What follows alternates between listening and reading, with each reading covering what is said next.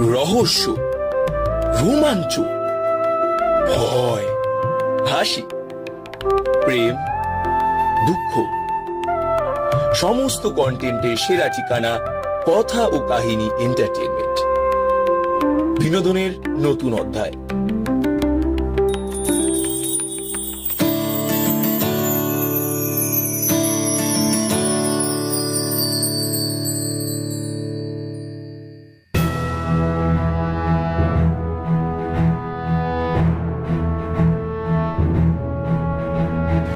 আন্তর্জাতিক মাতৃভাষা দিবস উপলক্ষে কথা ও কাহিনী এন্টারটেনমেন্ট নিয়ে এসেছে এক অনন্য উদ্যোগ।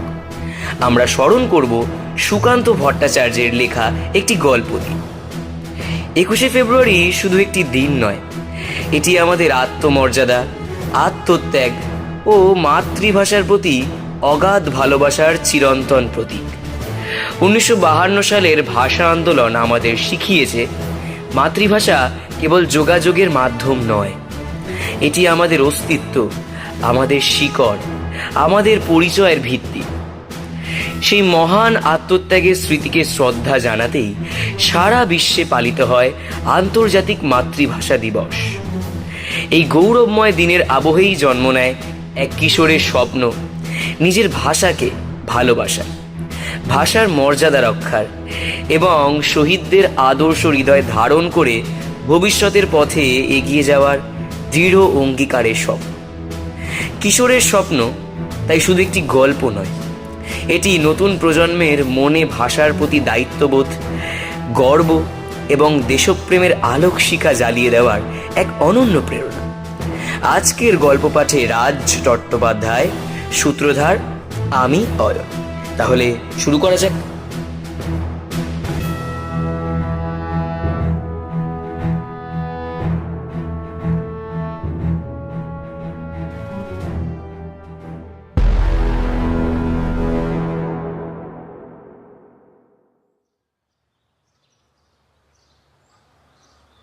রবিবার দুপুর, চারিদিকে এক অদ্ভুত নিস্তব্ধতা বিরাজ করছে।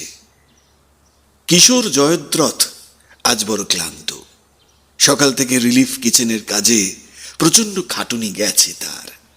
বাড়ি ফিরে হাত মুখ ধুয়ে বাংলার কিশোর আন্দোলন বইটা নিয়ে শুয়েছিল সে। পড়তে পড়তে কখন যে ক্লান্ত চোখের পাতা দুটি এক হয়ে এলো সে টেরই পেল না। অক্ষরেরা ঝাপসা হলো, আর জয় ডুবে গেল এক গভীর স্বপ্নের সমুদ্রে।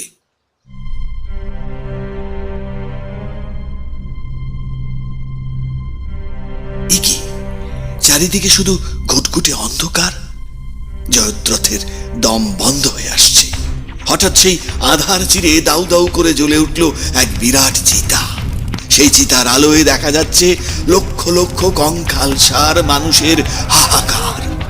আগুনের হলকায় জয়ের হাত পা ঝলসে যাচ্ছে। ভয় আর্তনাদ করে পেছনের দিকে দৌড়তে শুরু করলো সে।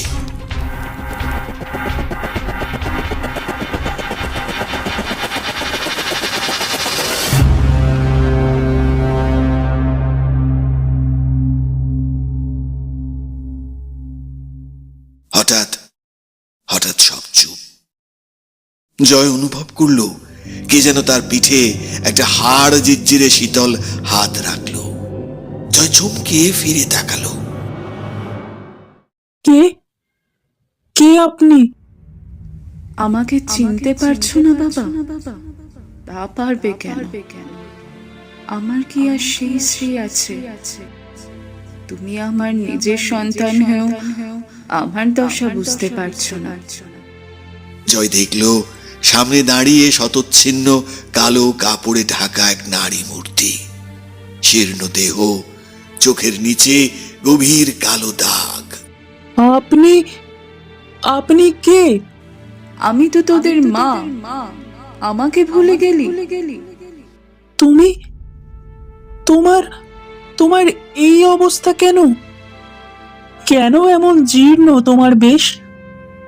খেতে পাই না বাবা। কেন? সরকার কি তোমাকে কিছু দেয় না? সরকার যে আমাকে শিকল দিয়ে বেঁধে রাখতে চায়, সে কি অন্ন দেবে? সে তো চায় আমার ছেলেদের মধ্যে দলাদলি চলুক, তবেই তোর গদি টিকবে। আমার যোগ্য ছেলেরা যখন জেলখানায় বন্দি, তখন এক ফোঁটা জল দেবার মতো কেউ বাইরে নেই। আমায় আর ওই সরকারের কথা বলে কষ্ট দিস না বাবা।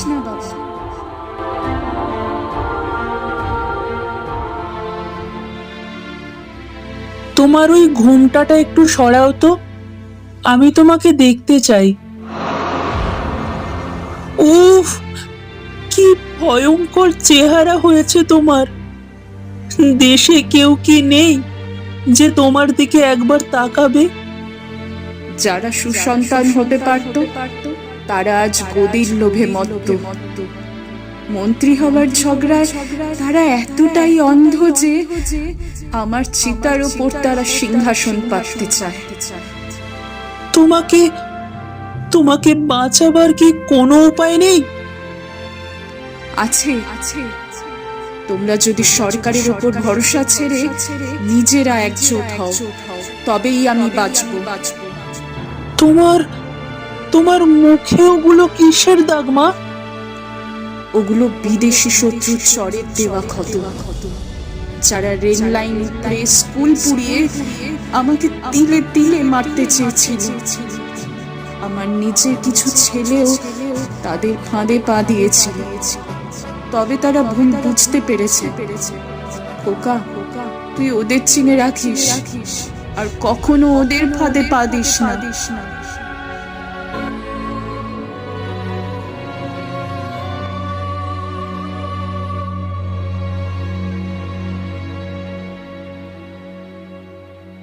এ কি, তোমার পা দিয়ে তো অনর্গল রক্ত ঝরছে মা। এ কি দশা তোমার? এ হলো জাপান।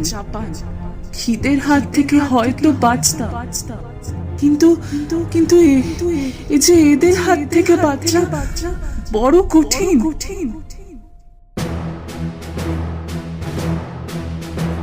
তুমি ভয় পেও না মা, আমরা ছোটরা থাকতে তোমার কোনো ভয় নেই।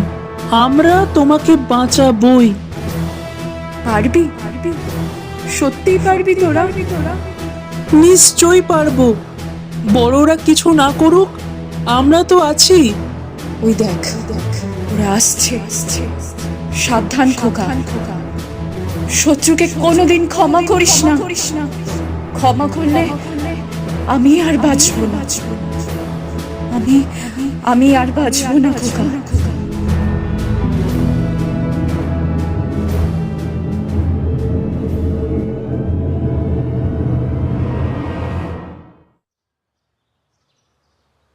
ওরে জয়, উঠে পড়, 4টে বেজে গেছে যে। জয় চমকে চোখ মেলল, দেখলো সামনে দিদি তিস্তা দাঁড়িয়ে। জানলার বাইরে তার কিশোর বাহিনীর বন্ধুরা অধীর আগ্রহে অপেক্ষা করছে। স্বপ্ন ভেঙেছে, কিন্তু জয়ের হাতের মুঠো তখনও শক্ত। বুকের ওপর জাপটে ধরা বাংলার কিশোর আন্দোলন বইটি তখনও ঘামে ভিজে একাকার।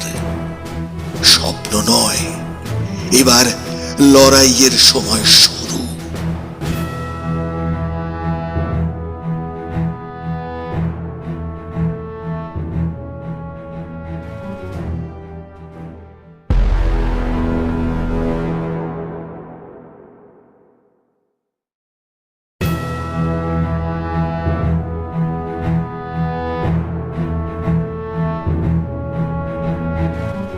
শুনলেন আন্তর্জাতিক মাতৃভাষা দিবসের বিশেষ নিবেদন কিশোরের স্বপ্ন, রচনায় সুকান্ত ভট্টাচার্য।